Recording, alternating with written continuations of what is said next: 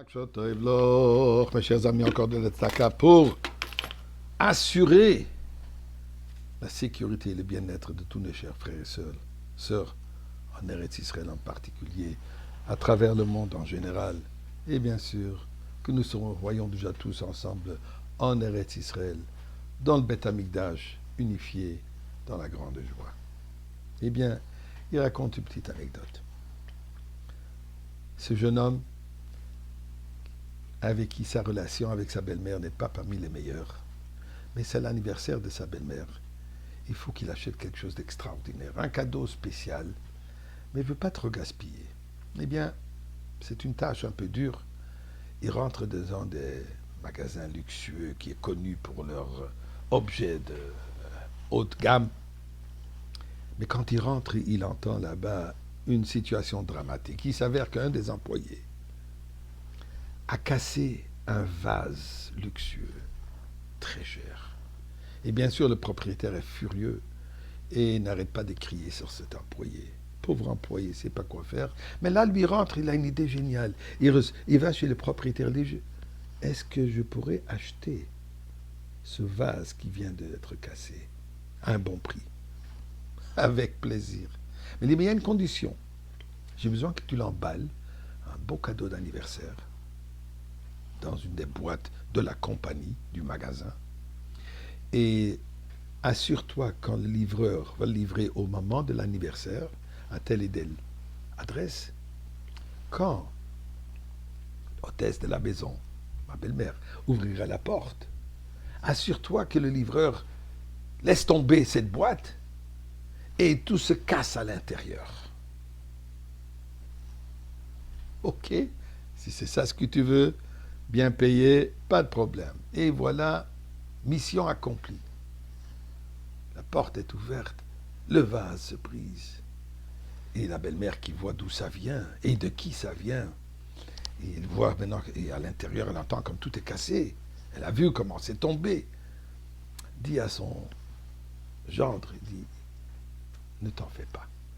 C'est l'intention qui compte. Et merci beaucoup.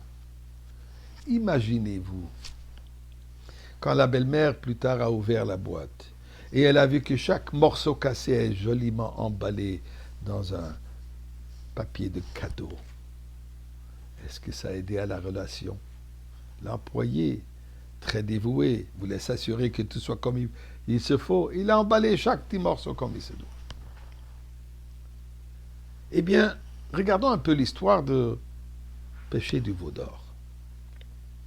Moshe Rabbeinu, quand il descend de la montagne et voit qu'Am Israël ont commis le péché du veau d'or, et là, il porte avec lui les tables de la loi, les louchot. Il les jette à terre, il les brise. Qu'est-ce qui est arrivé avec ces morceaux brisés?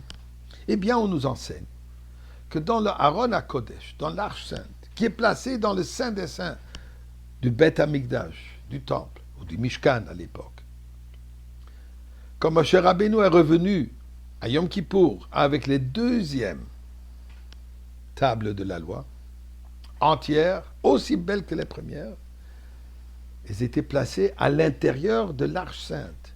Mais pas seulement les nouvelles ont été placées. Les morceaux cassés, les morceaux brisés de des premières tables de la loi, aussi ont été placés à l'intérieur du Aaron HaKodesh. Et là, on se pose la question. Ces morceaux cassés, ça représente quoi? Ça représente la rupture entre Am Israël et Akadosh Baruch Hu.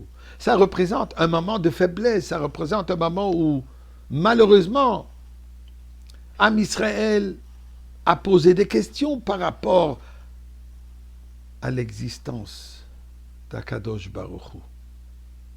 Pourquoi est-ce qu'on mettrait ce rappel à l'intérieur du Aaron HaKodesh, l'endroit le plus saint pour mettre quelque chose qui nous rappelle les fautes que nous avons commises, les erreurs que nous avons faites?